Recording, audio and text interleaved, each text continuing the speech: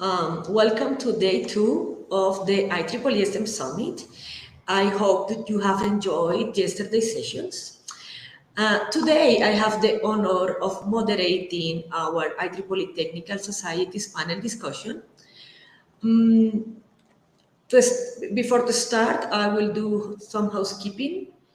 First, please remember that IEEE Foundation has helped us creating an IEEE Train Engineering Fund um, that will allow us to provide resources and plans, activities, and to help our volunteers to promote STEM education.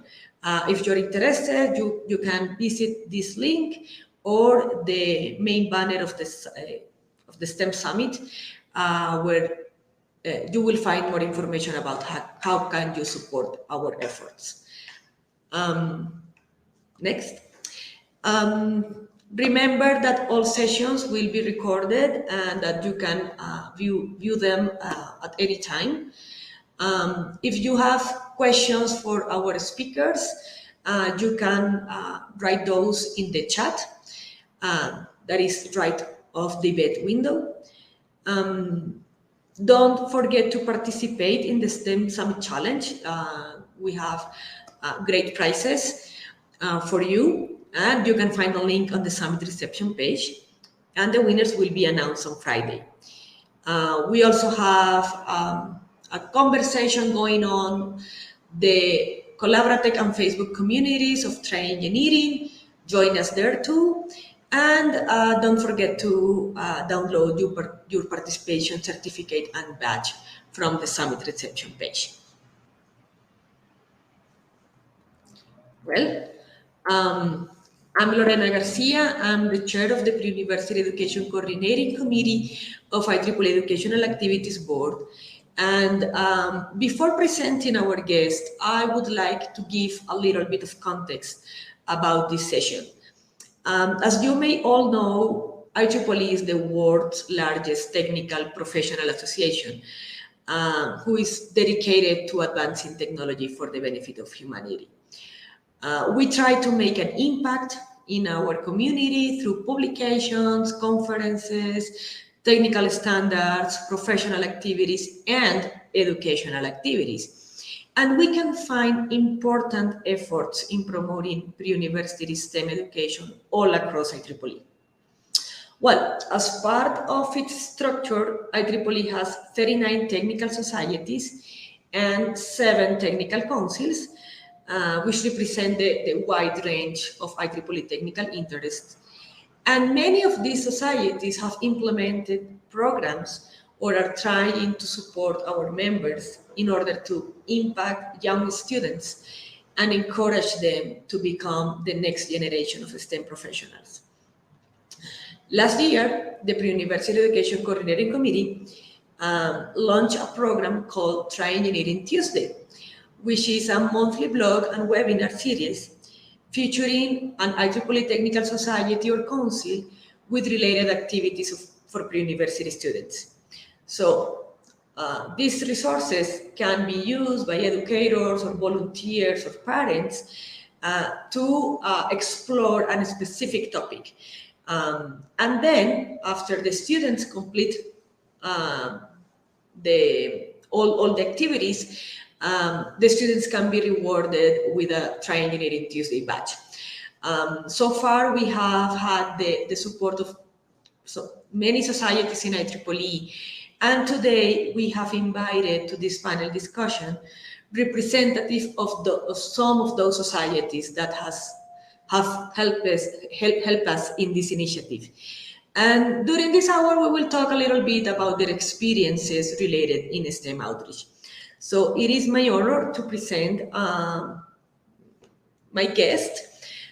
We have Mark Davis, who is the current president of IEEE Aerospace and Engineering Society, Babak Enayati, vice president education of IEEE Power and Energy Society, Steve Iso, who is member of the Education Service Board of IEEE Communication Society, and Hari Vishnu, who is the current chair of the Singapore chapter of the IEEE Oceanic Engineering Society. Welcome all, and thanks for joining us. Thank you. Okay, let's move immediately to the questions.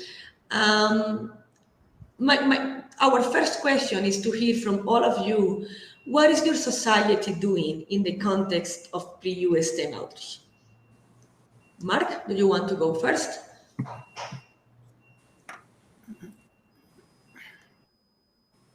Oops, no sound.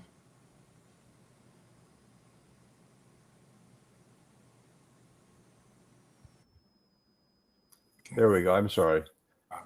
I was on mute. So I'm Mark Davis. I'm from the Aerospace Electronic Systems Society. And to give you an input in terms of the history of what we're doing in terms of pre-university, the biggest capability that we have has been from the Aerospace Conference. We've had a very active junior engineering and science conferences at the annual conference that we have in the United States. And the one has to do with junior engineering and science. And we've had students that have actually been participating from 5th grade all the way up to high school. A picture on the right-hand side shows one of the young ladies that gave a presentation back in 2004 when this program was started. And then you can see her later where she graduated from college working at the NASA Jet Propulsion Labs. And you see the Mars lander on the background behind her. So this is a capability for the primarily for the children of the senior members that are at this conference, but they come in for a whole week and give talks, and you can kind of go down through the thing. And what they do is they direct or tangential relationships to science, engineering, and mathematics. So they put in an application for what they're going to be going and pick out the topic, and then they're able to give that presentation in front of an audience of between 400 and 500 people. So they get very good capability of doing technical work, primarily in their high schools and by their parents, and then being able to get the capability of operating in real time. The next one, if you talk about, are the other areas that we have the outline of our STEM activities, or STEM from AES. So we have our student chapters around the world, and I've highlighted 2 of them here. One in San Antonio, Texas, which does local drone competitions. They have a lot of local high schools. In fact, they have an early college high school in San Antonio that is the pre-university focus. I think other areas that would call it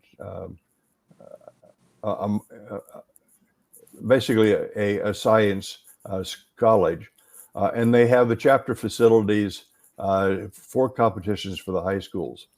The one below it is from Syracuse University, which has a STEM Scholars Program. It's both the local student chapter and one of the universities, Syracuse Research Corporation, sponsor this, and they bus the members of our chapter to the high schools twice a week, both middle and high schools in the region, and tell them what it is to be an engineer and how they would be able to apply, help them with their science projects. And then the following one down there, in both Region 9 and Region 8, we have some very active drone competitions. One that I'll show you a follow-up right now is sponsored by the Colombian Air Force and also the AES chapter in Bogota, Colombia. So if you go to the next chart, so this kind of gives you an idea of what they do on an annual basis, and they do it with both high schools and undergraduates. You can see the number of drones they've been operating in, and we've had the outreach we have recently are being able to give them some facilities and some funding to expand that for being able to help our students go into college and also the undergraduates become young professionals. And then I'll quickly go through the next one. I think they may overlap with this is what happens in the Italian section. They have a STEM challenge that has been with some of the world's tough challenges right now in terms of engineering. That kind of give you an idea of Mars operation, the local satellite for navigation, smart cities, and robotics. And they're really trying to develop the administration and structured plans within the European Union to be able to operate. So you can see they're working on robotics. They're working on space probes, working on homeland participation, and also some of the more difficult challenges in terms of data mining and processing. Next chart. I think, is there another chart? Or is that the last one?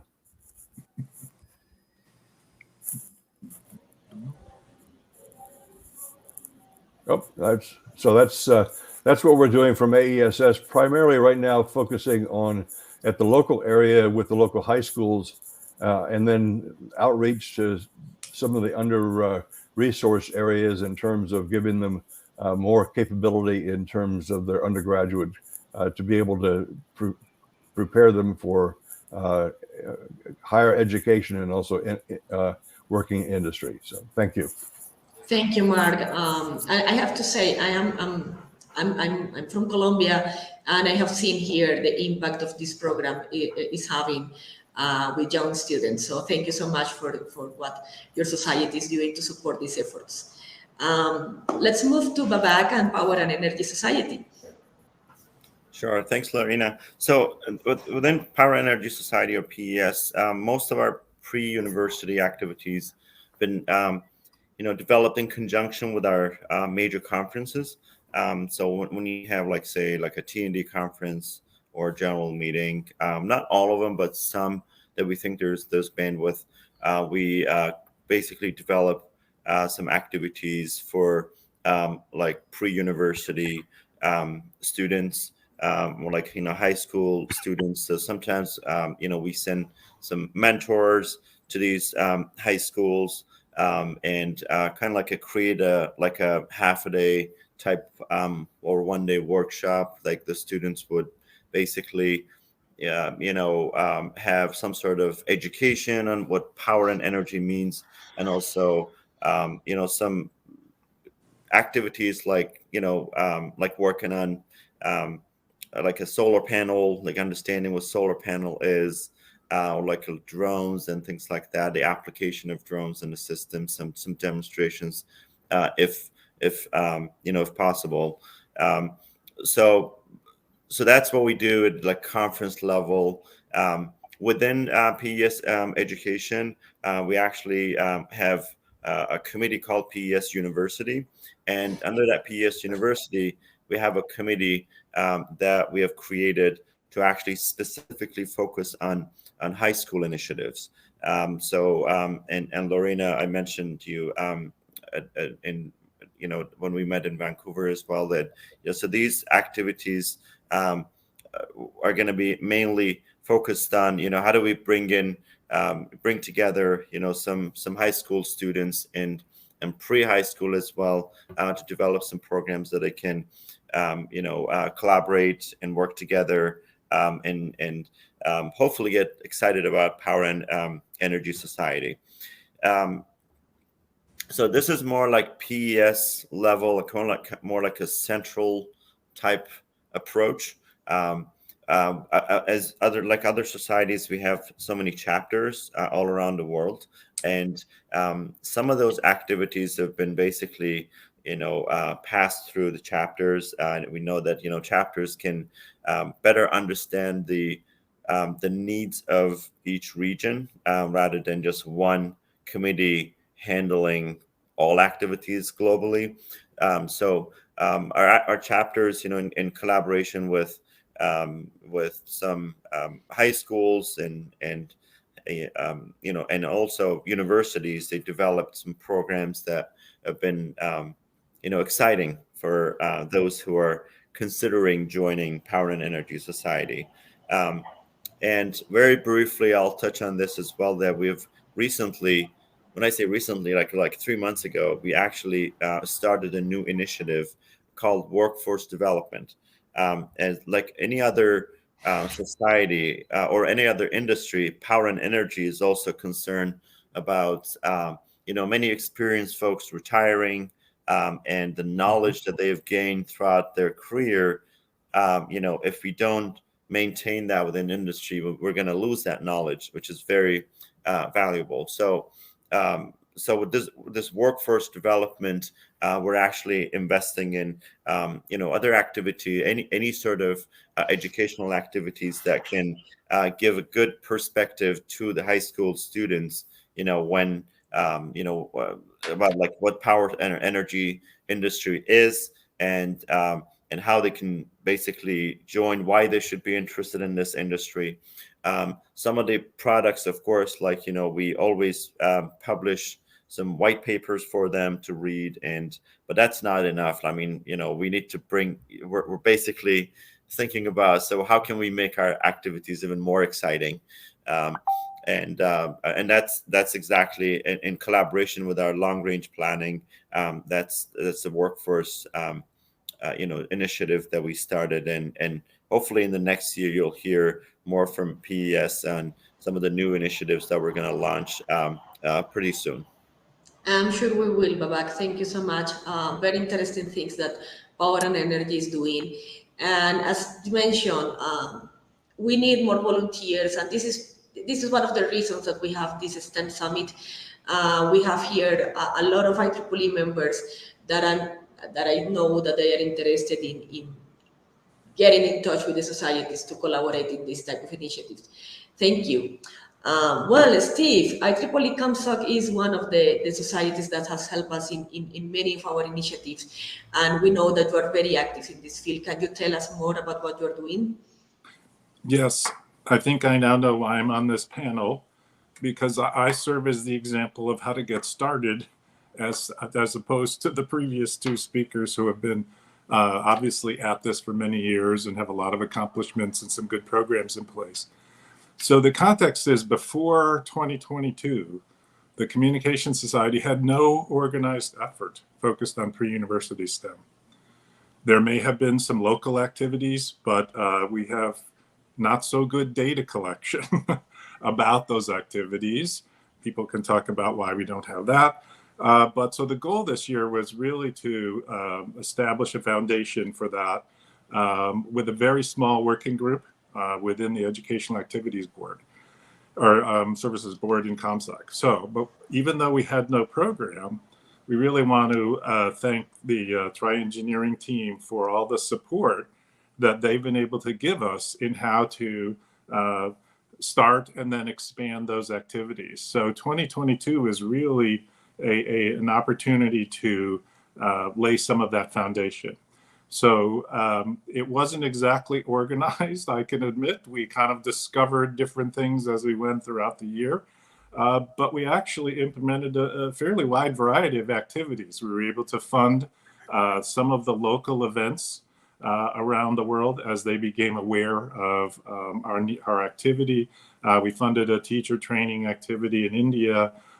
We did some activity in Italy and in Colombia, I think, as well, where we're able to find, identify, and then support these local activities with funding and other things.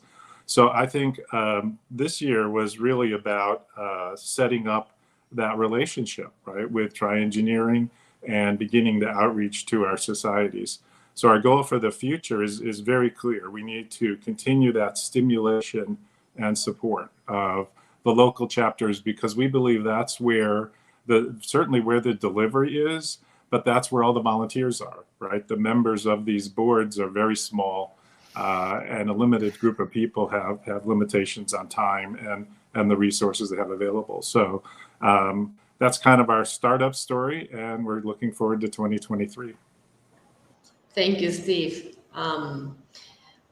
Harry, Oceanic Engineering was one of the first societies that joined us in Tri-Engineering. Can you tell us more about your efforts in STEM? Yeah, happy to, Lorena. So from Oceanic Engineering Society also, we have a couple of programs for pre-U STEM outreach.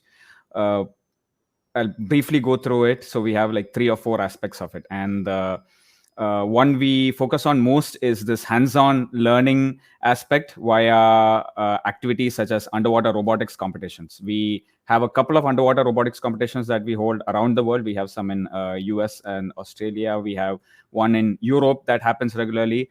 And then one in Singapore that I have been personally involved with organizing and leading over the years, starting from 2013. And we feel this is one of our more rewarding and more impactful activities. For example, this year alone, the one we had in Singapore had 25 teams and 200 participants, and it was in fact endorsed by the United Nations as part of this global umbrella movement called the Ocean Decade. And it's basically about students coming together to build robots, underwater robots that go into the competition arena, which is in this case a swimming pool, and performing different tasks. So you can see one of the robots just next to my head, going to bang into my head right there, and some of the photos of the cool robots that students have built there.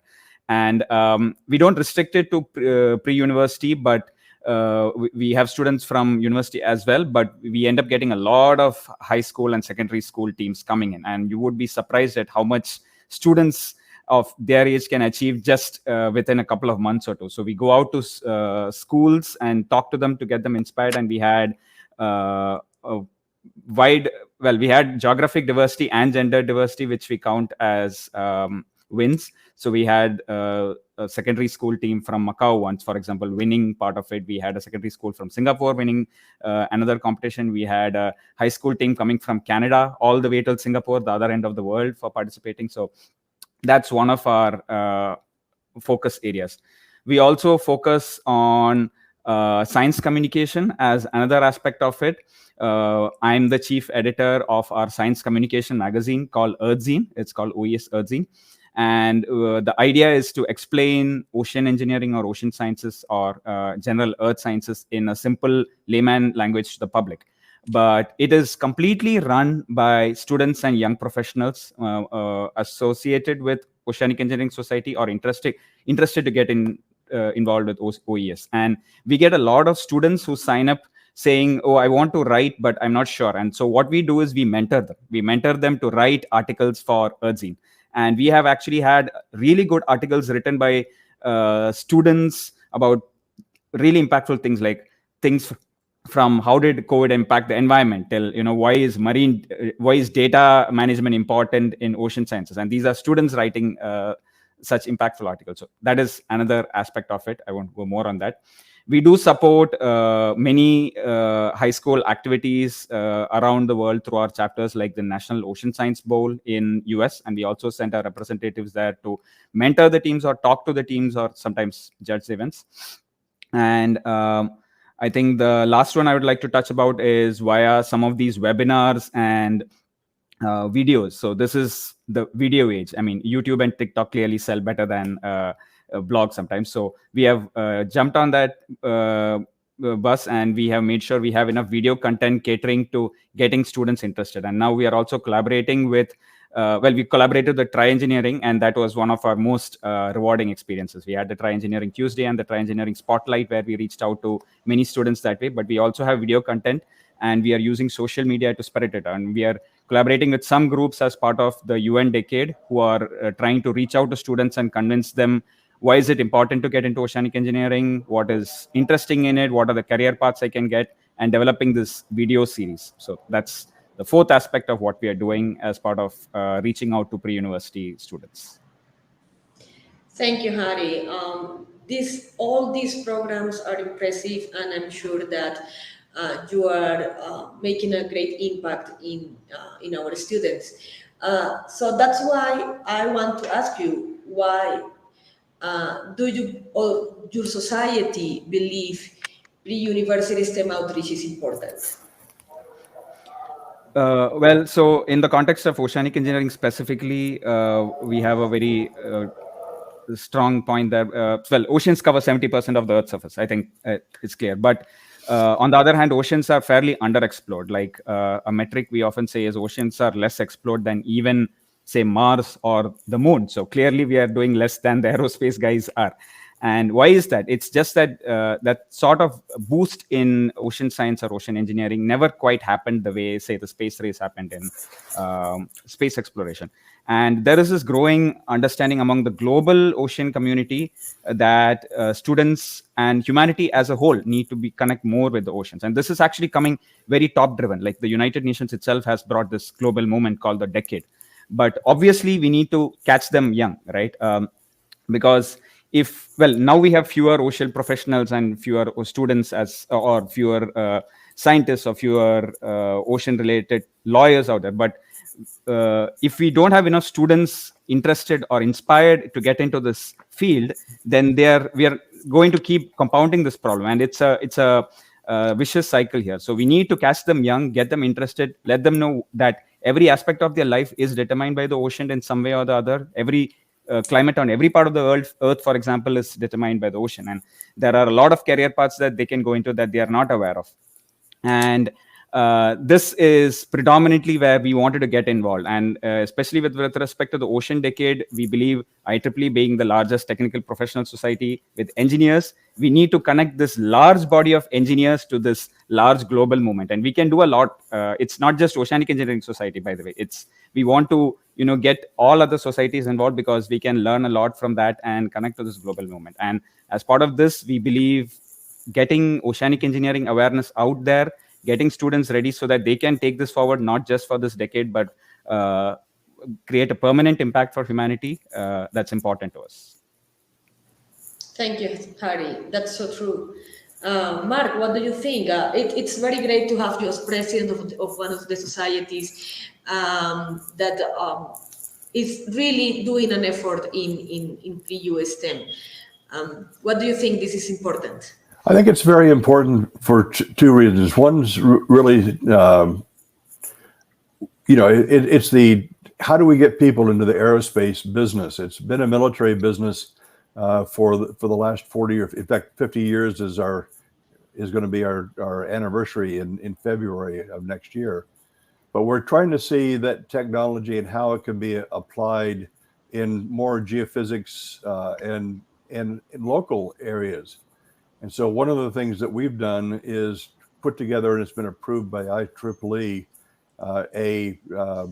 a competitive area where we can get small student branch chapters, and actually there's an RFP out on the street right now, and we're hoping to select 5 or 6 of those in South America, in North Africa, and in India, where we can use our distinguished lectures and our short courses to take the beginning college students, the freshmen and sophomore in college, to learn how to do a system design, and then hopefully it can follow through to be able to be young professionals in small businesses in places like Colombia or Brazil, where you would like to be able to fly these small unmanned air vehicles or drones to do perimeter surveillance or measuring the biosphere, the forests, where you had a lot of problems with people poaching trees, people burning down areas that would have been part of our carbon footprint in the future. So I think this is very important that we get the capabilities out and the distinguished lectures that we've had within AES at the undergraduate level and even at the high school level, if we could get them to attend some of our meetings. So that's why we think it's important. Is that you can take the classic aerospace capability that we have from AES and move it out into other areas that can help the economy in many of the areas of the world that don't have a large either a government or a large economic footprint to be able to start new businesses. So it's important for new members of our society. It's also important for being able to give indigenous business that can sustain this technology as it goes forward. That's very true. Thank you, Mark. Steve, what about ComSoc? Well, I mean, in some sense, I have an easy answer because I think we all know that communication systems are so widespread. There are 5 or 6 billion people in the world connected to the internet already, a few billion more to go. So communication systems and technology are really fundamental to the future of society. And if you recognize that, then you realize that really everyone should be prepared to or enabled to participate or evaluate or at least make critical judgments and decisions about their own uses of this kind of technology. So it's pretty broad in terms of what the opportunity is and certainly the obligation I think we have as a society to support that. More simply, I think we go with the philosophy that every parent knows that the future is in their child's hands. So the societies, and particularly the mine and the one I'm trying to convince, is we should think the same way. We should have a significant effort, more than we do have, at enabling the future generations to understand science and technology through communications as part of their future. So we think there's a pretty big mission there, and we have a lot of work to do to fulfill it. Thank you, Steve. Babak, what do you think? So pre-university STEM outreach is extremely important for Power and Energy Society for many reasons, but I would say the most important reason is the workforce development. We in the power industry, we have started a global transition from going from the traditional power system asset like old wires and transformers. We're moving away from, not moving away, but we're more like making it like modernizing our grid. We're adding a lot of sensors to our system. We're adding a lot of robotics to the grid. We're adding a lot of smart grid technologies to our system, the clean energy development, delivering affordable clean energy to our customers. We need to do in the next decade or so. Our power system is going to go through like a huge, I would say, an evolution, and you're gonna see like basically a totally new power system, meaning we'll add a lot of control capabilities to it, and bringing in like energy storage. There's like the list is like huge. I'm not going to bore you with like all the exciting work that we plan to do in the next decade, but to enable this we need people, and there's going to be a lot of opportunities within the power industry to actually have the high school students to join power industry, and there'll be like that stereotype that Edison made this power system and it's still the same concept. Electrons flow on the wires from high voltage to low voltage. So what's in it for me? That's gone. So we have created, and we will be creating a lot of opportunities for students to join the power industry and help us with this grid transition. So because of that, like making sure that we have like right amount of people, right number of students joining power industry is like extremely important. Like every single power industry that you speak to, they complain about it's so hard to find engineers, the right engineers for the right position.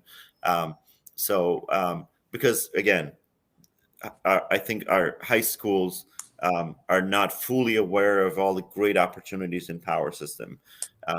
So for us in PES, making sure that we fill this gap and we bridge this gap between high school and industry to educate all the students and all the great opportunities we have in power energy industry is very important. So pre-university STEM outreach is basically the core or one of the key enablers of this workforce development for us, and that's why we're very excited to be part of this program and even go beyond and with the help from IEEE create some activities that really engage students to join power and energy industry. Thank you, Babak, and I cannot agree more. For sure, we need to continue inspiring young students to become the next generation of STEM professionals to help us to solve those challenges that we have right now. But talking about challenges, one of the difficulties that we have as volunteers is to measure the success of our outreach. We have a lot of programs, but sometimes we cannot certainly say about the success of those programs.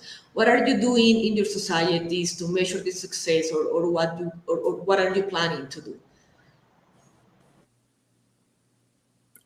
Steve, let's Okay. go with you first. I've gone first yet, so I'll go first.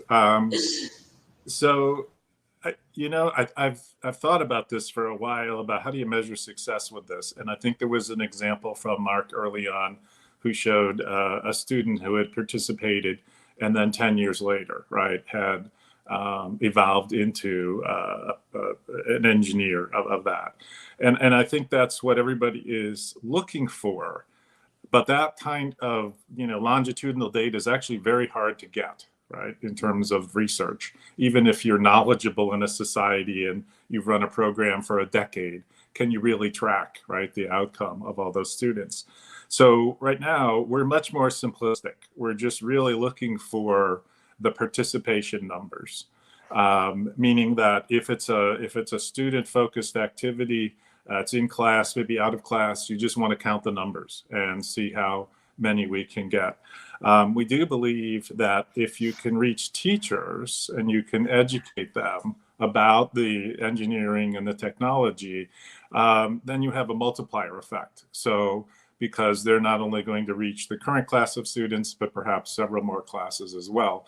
So we do look at teachers as a key target for educating them about the type of STEM resources that are available. And the third count that we are interested in is volunteers within IEEE, because it in a way, it sounds internally focused, but that's how you measure the enthusiasm. That's how you measure the interest within the society, is how many of your members are volunteering for these types of activities, how many chapters are producing something in their local region throughout the year.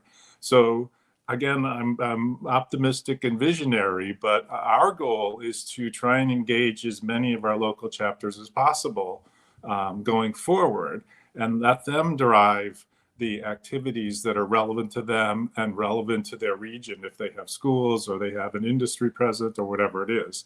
So they're very simplistic. How many students are you reaching? How many teachers are you reaching? And how many volunteers and chapters are you reaching are kind of the basic message or metrics that we're focused on at the moment. Harry, and what happens on how Oceanic Engineering Society is measuring the success of your programs?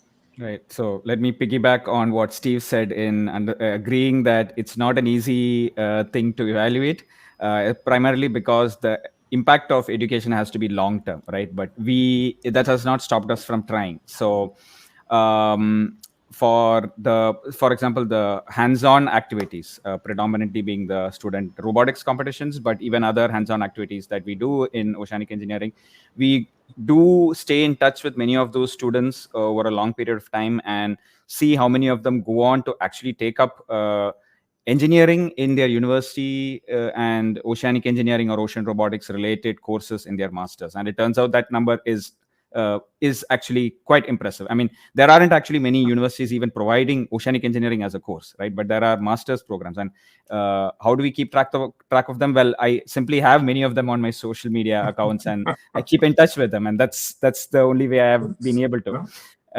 But many of them have gone on to do that, and in fact, some of the success stories are as great as, like, we had a team in Singapore that started from 2013, but over the years they built up, and now they've gone on to do a startup. Like, they have a fairly successful startup. So those are some of the anecdotes that we can talk about. But that's because we started it long enough that we know. But we do collect metrics, just like Steve said, and we look at the number of teams, we count gender diversity and geographical diversity as wins, like I was saying. So that means the word is getting out to not just the region, but people are going out and telling, oh, you should join this competition or this society. And then many of them do go on to sign on and become volunteers of OES. So there as well, we see a turnaround. And we make an attempt. Well, we do collect feedback at the end of all our activities from the students, asking what worked for you, what didn't. More importantly, did you have fun and all that? And the response has been overwhelmingly positive because we do try to make sure it's fun. And lastly, many of those teams keep coming again and again, and following up with asking for things like, oh, do you know where I can go for internships and all that? So I believe following up with questions or further interest, that is the real win. I mean, during the event, they're going to be present physically anyway, but if you got them hooked on for life, that's where the win is. So that's where we count our real success. Thanks, Hari. Babak, what could you add to this topic? Yeah, this is not an easy question.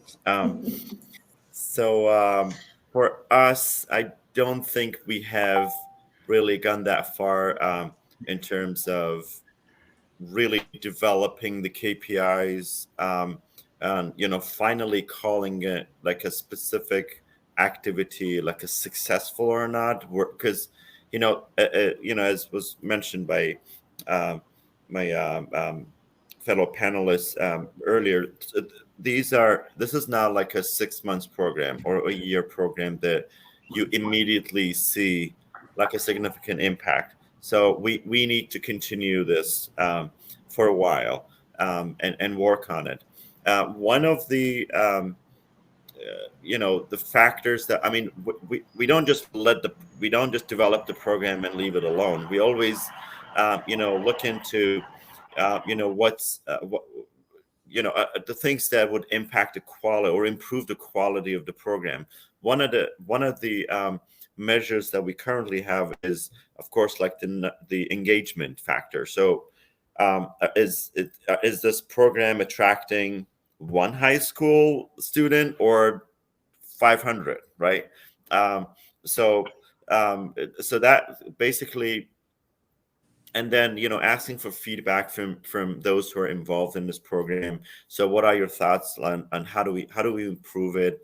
It's always great to close that loop and listen to like students that attend these programs as well. So you were in this workshop, how can we improve it? What do you want to see for the next one?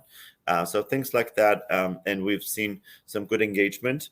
For us, like, that's a good indication that the program is moving in the right direction. And of course, we're trying to keep an eye on, how many of these students have joined the power industry. Is that, can that number be a deterministic factor? No, it's not the only deterministic factor. Like, there are other things that, of course, we need to consider. But that's one of the measures that we always keep an eye on. In the future, I think in addition to continuing to improve our programs by that feedback we get from the attendees, having more investment in like camp type activities that I mentioned, Lorena, in my intro, for like students to join in a group activity for a period of time. I think those are in our plan, but again, kind of relate that to this question measure of success. We're still a few years away from making that final KPI and calling it a particular program a success or not. However, our interim benefits that we've been envisioning, we're already seeing that. We are seeing engagement. We are seeing, education and things like that are already happening. So for us, those are like the interim success factors that are already being met. You're right, Babak. Mark, and you already have some programs going on. How your society has measured the success of those?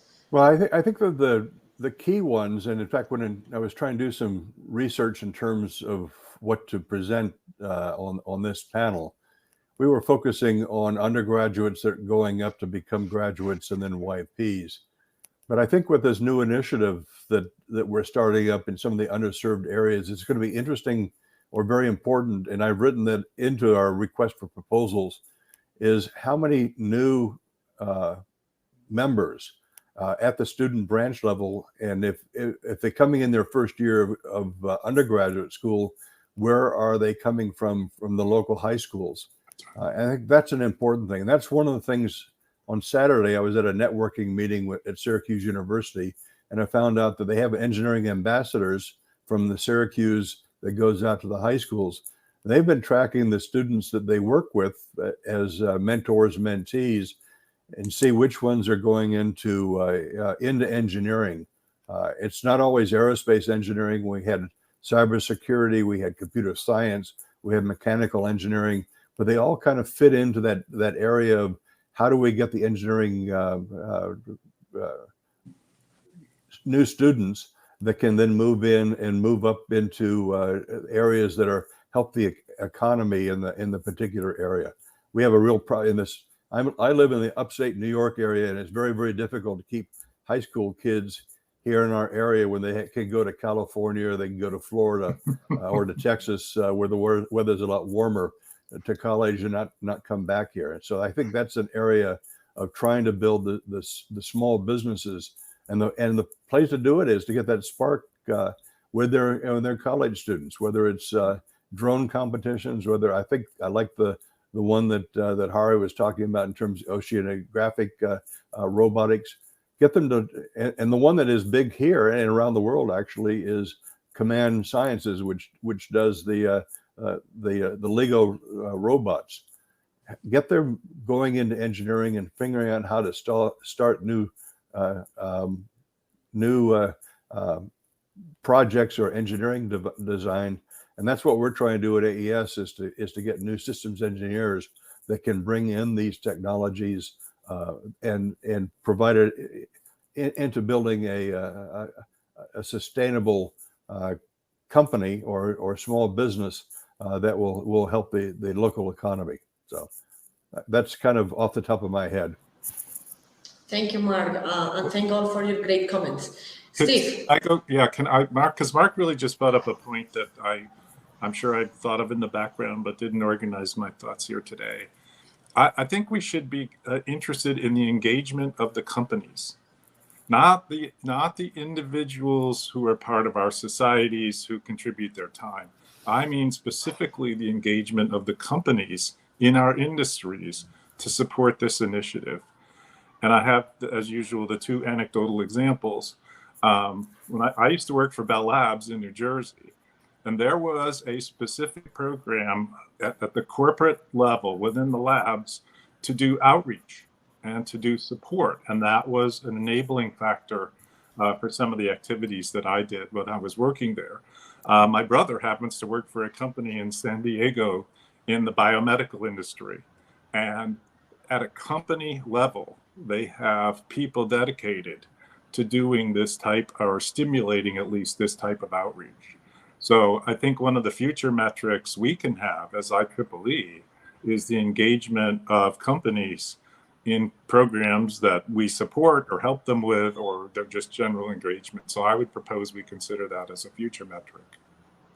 That's a great point, Steve, and yeah, I agree. We need to consider that we have been collecting information so far from the events, from volunteer-led events, and we have seen the great impact that we are doing collectively as IEEE in impacting students. But yeah, involving companies, that's something that we should continue doing and working harder on that.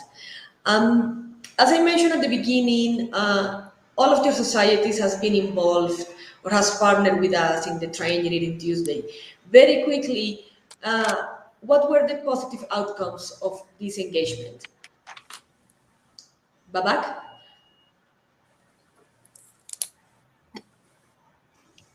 Sorry, I was unmuting myself.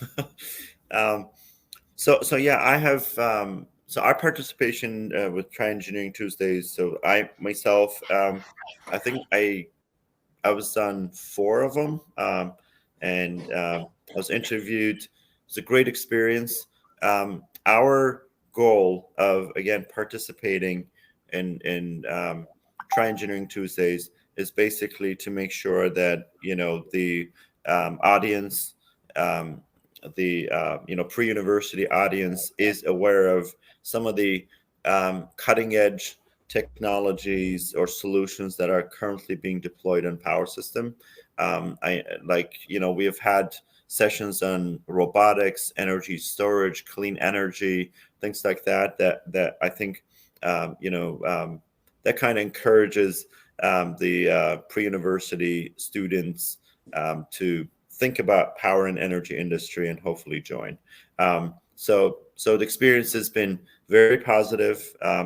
Try Engineering is provided this opportunity to PES to basically speak to even like non-PES members, going beyond just our own society and opening up this, great world of power industry to like all IEEE members, and even like going to the high school level. So yeah, very positive feedback. Thank you, Babak. I'm glad to hear that. Hari, what about you? So we've had really good experiences too. So we were part of 2 of these programs, that was Try Engineering Spotlight and Try Engineering Tuesday. One came at the beginning of the COVID era, and one came at the end of the COVID era. And I'm sure it's a time we would like to forget, but it's important to remember that at that time, students did not have access to schools, that the people were still figuring out how to go about this. And at that time, video resources were extremely important. And I think that's what we saw in terms of this huge participation in the events. So I have the numbers for Spotlight. We had 160 registrants as of, I think, 1 or 2 months after the event. There were about 38 of them live, and 2/3 of them said they were students. And we had 28 audience questions. So that one went over time. So did the next one. And all of them responded that the event quality was good. Even for the Try Engineering Tuesday event, which we were part of later, it was the first Try Engineering Tuesday resource page that was launched, I think, and that was on oceanic engineering, and we were very honored and happy to be part of it. We helped set up the page, contributed some resources. Try Engineering Tuesday did a good job of preparing that, and the panel, the discussion itself was on career advice, like how do you get into oceanic engineering and diversity, and what are the topics to explore and stuff like that, which I think, again, we had a lot of questions. So I count that as a positive experience, because if you have an engaged audience, that's a good sign, right? And the other thing is, we created this one-stop shop for oceanic engineering resources for students. And I find that a really invaluable resource, because anytime anybody asks me, hey, where can I learn about it, and I don't have time, I'm like, you know what, all your answers are in here. Like all the events, all the pages you need to go to, all the projects you can get involved in, all the people you can know about, they're all here. And we love that. And I have a few snapshots of that page here. So in general, I think these events have been a very good awareness for OES to spread, very good avenue for OES to spread awareness. And that's kind of fitting it exactly with what we are trying to do with the UN Decade of Ocean Sciences. So in fact, we would like to do more such events with Tri-Engineering, because that's very much part of our objective. Thanks, Hari, and thanks for your support. Mark, what do you think? Well, I have to confess that I had not followed the Tri-Engineering Tuesday, except for within the last 2-3 weeks. That's why I had to dig and find out what we were doing at the pre-university level. And the example that I gave was the aerospace conference where they bring high school students in. But I think there's some of the nice things that we heard, especially from Hari, in terms of the OES, that I'll carry back to what we're going to be doing. There's a little bit of that flavor in the new initiative that we're going to be doing with some of the underserved areas. And I think that's an area that trying to get some of the lessons learned from Tri-Engineering that I can put into that program as we start up in January. So.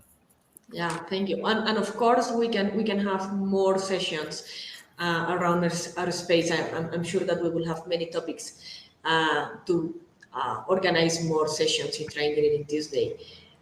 Steve, any thoughts? Yes. So on the Tri-Engineering Tuesday specifically, I know Communication Society has provided a number of the speakers, and we're obviously very pleased with the engagement, as Hari talked about. But I'm going to take my answer even broader than that. I think that the core Tri-Engineering capability, particularly the website, the videos, and the ability for outreach is very important for us in the future and to partner with. So I look at that as we're the experts in the content, but I think Tri-Engineering knows a lot more about reach and distribution than we do and than we could ever hope to learn. So I'm hoping that's really the foundation of our partnership going forward. It's not just the Tuesday. And Lorena, as I think you know, we've also been redesigning the web page so that if you enter into communications land, if you want to call that, you see all of the resources that are available, not just the webinars, but the lesson plans and other activities. So I'm sure that launch will become in early 2023, but I think there's more to do here in terms of collaboration than just the Tri-Engineering Tuesday. And that's the idea for sure. Thank you all for your thoughts and inputs. Just to finish, can you give an advice to other societies considering pre-U STEM outreach, or to the volunteers that are interested in continue doing these type of activities? Mark? Yes, I think, and this is one of the things that I've been finding on the IEEE, the TAB series, is that we have resources that are for these new initiatives. And I think what we should be doing is looking at how we can use these resources for fostering local high school participation with our student chapters in particular cities. And I think that's one of the areas that I'll be looking at next year as part of our new strategies as we're going forward. Thank you, Mark. Babak, to finish, your last advice? Yeah, I mean, I strongly recommend other societies to follow pre-university STEM program, do the outreach, join the activities, and Power and Energy Society is here to provide any feedback you need. Pretty much all of our experience has been positive, and we're very excited to actually expand our programs to even get more engaged with the pre-university STEM program. So that's my only, advice, that please join and get in touch with me, and I can share my experience with you as well. Thanks, Babak, for your time. I know that you are in a rush now. Thanks for joining us today. Bye. Steve, what advice would you give? Yeah, so as the startup here, my advice is don't be afraid to jump in. I think that You don't have to come out with a full-fledged program or all of the great ideas we've heard today. You just have to get started somewhere. And I know that the Tri-Engineering team would be glad to help you, as well as the other societies. So get started and be prepared for a long journey. That's right. Hari. So my few bits would be, first of all, I think hands-on activities are always engaging. Learning by doing is more important, or at least equally as important as learning by reading or participation in schools or whatever. And as much as possible, I think education needs to start focusing on the experiential part of it. It needs to be fun, it needs to be engaging, it needs to be impactful. And to quote an OES colleague who's into this educational stuff, he says, if you can't do it right, don't do it at all, because you'll scar them for life and you'll scare them away from oceanic engineering, and you don't want to do that. Maybe it's an extreme point of view, but I think there's a lesson to be had there, where we need to also pay attention to what the students are feeling about it, and whether they're taking away good messages. And lastly, I think important to tap into the vibe of the next generation, because there's always going to be a generational gap. So things like social media and videos and things like that, we need to cater to those forms of education as well. Thank you, Hari, and thank you all our panelists for this great discussion. It has been very motivating. I'm sure that we have inspired many of our volunteers here, and for all those who are educators, I'm sure that you have learned more programs and more initiatives that you can find inside IEEE to help you in this path of promoting STEM with young students. Thank you all for your time. And well, don't forget that we will have 2 more sessions today. At 11:30, in just 25 minutes, we will have Becky Strang talking about tackling stereotypes and reaching the hard to reach through research-informed STEM outreach and widening participation, lessons from the STEM team in the UK. And at 1 p.m., Donna Schultz will share some of the resources that we have to support your STEM outreach initiative in the talk STEM Outreach 101. So please stay connected with us and enjoy the rest of the week. Thank you all. Thank you, Lorna. Thank you.